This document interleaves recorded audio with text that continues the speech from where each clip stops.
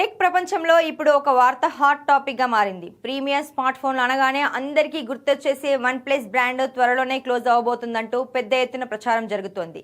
ఇది తన మాతృ సంస్థ ఒప్పోలో పూర్తిగా విలీనం కాబోతుందని ఊహాగానాలు వినిపిస్తున్నాయి. మరి ఈ ప్రచారం వెనుక ఉన్న నిజాలేంటి? వన్ ప్లస్ యూజర్లు ఆందోళన చెందాలా? ప్రముఖ టెక్ వెబ్సైట్ ఆండ్రాయిడ్ హెడ్లైన్స్ ప్రచురించిన ఒక కథనం టెక్ ప్రియులకు షాక్ గురిచేసింది.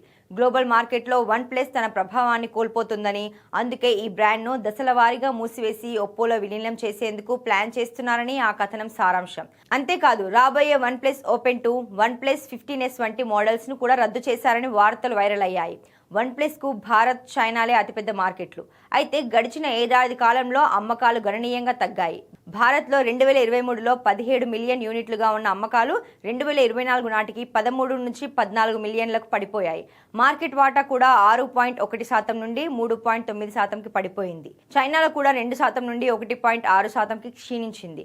ఒకప్పుడు స్వతంత్ర బ్రాండ్గా సత్తా చాటిన వన్ ప్లస్ ఒప్పో కింద సబ్ బ్రాండ్గా మారిన తర్వాత తన ఐడెంటిటీని కోల్పోతుందనే వాదన వినిపిస్తున్నాయి. మూసివేత ప్రచారంపై one plus India CEO Robin Leo స్పందించారు. ఎక్స్ వేదికగా ఆయన క్లారిటీ ఇచ్చారు. వన్ ప్లస్ మూతపడుతుందనేది కేవలం పుకారు మాత్రమే. భారత్లో కంపెనీ కార్యకలాపాలు యథాతథంగా కొనసాగుతాయని స్పష్టం చేశారు.